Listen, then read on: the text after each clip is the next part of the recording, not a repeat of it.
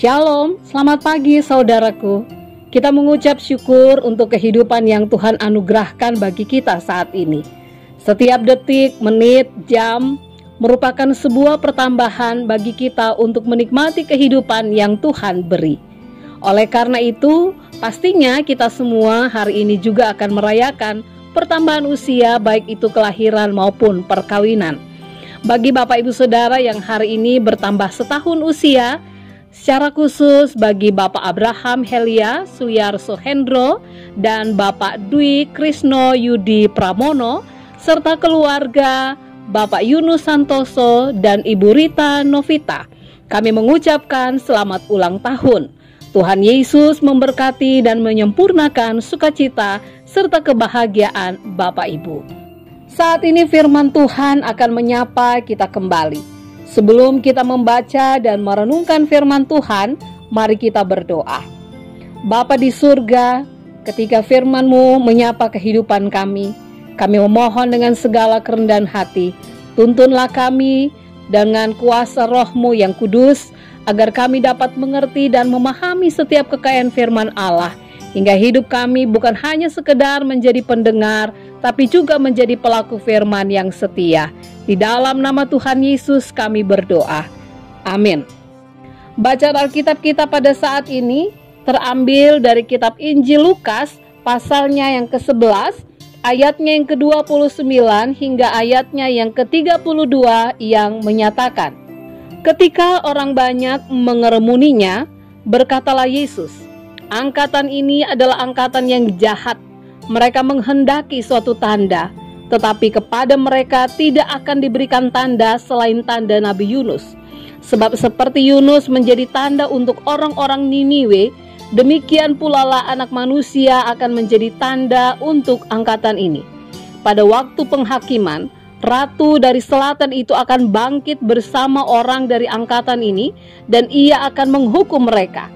Sebab Ratu ini datang dari ujung bumi untuk mendengarkan hikmat Salomo, dan sesungguhnya yang ada di sini lebih daripada Salomo. Pada waktu penghakiman, orang-orang Niniwe akan bangkit bersama angkatan ini, dan mereka akan menghukumnya. Sebab orang-orang Niniwe itu bertobat waktu mereka mendengarkan pemberitaan Yunus, dan sesungguhnya yang ada di sini lebih daripada Yunus. Demikianlah pembacaan Alkitab. Orang-orang Yahudi dan ahli Taurat selalu menuntut tanda kepada Yesus. Permintaan itu seolah-olah menunjukkan bahwa mereka merupakan orang-orang yang menerima Yesus. Namun sesungguhnya mereka tidaklah demikian. Mereka justru merasa bahwa kehadiran Yesus adalah ancaman bagi mereka. Oleh sebab itu Yesus menegur mereka dengan keras. Angkatan ini adalah angkatan yang jahat. Kehadiran Yunus dan Yesus sebenarnya merupakan sebuah tanda dan ajakan pertobatan. Pertobatan selalu menjadi pintu gerbang untuk mendapatkan pengampunan. Sesungguhnya pertanyaannya adalah bukan apakah Allah mau memberikan pengampunan bagi kita, tetapi apakah kita mau bertobat atau tidak. Kecenderungan kita adalah menutup diri untuk melihat Allah berbicara kepada kita dengan caranya. Hal ini seringkali diakibatkan karena diri yang merasa lebih benar, lebih rohani, atau sebagai orang-orang terpilih. Dan itulah yang membuat akhirnya kita mengabaikan tanggung jawab untuk membuat orang lain melihat Allah yang mengasihi, yang peduli dalam kehidupan kita setiap hari. Hal yang sulit untuk mendapatkan pengampunan adalah ketika seseorang merasa bahwa dirinya adalah orang yang paling benar, orang yang paling suci, atau menjadi orang yang terpilih. Itu sebabnya Yesus memberikan perbandingan. Orang-orang Niniwe itu jahat, tapi mereka mau bertobat. Namun mereka yang merasa diri paling benar tidak mau bertobat. Itu sebabnya Yesus katakan mereka adalah angkatan yang jahat. Saudaraku, hari ini kita belajar bahwa untuk menjadi pribadi yang berkenan dan mendapatkan pengampunan, diperlukan kerendahan hati dan pengakuan bahwa Yesus adalah juru selamat.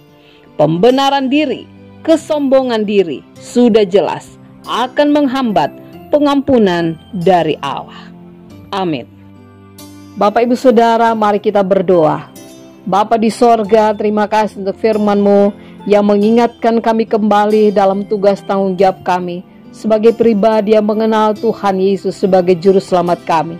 Mampukan kami Tuhan agar dalam hikmat-Mu kami menjadi pribadi yang rendah hati. Kami tidak menjadi pribadi yang membenarkan diri, yang merasa bahwa diri kami yang paling suci.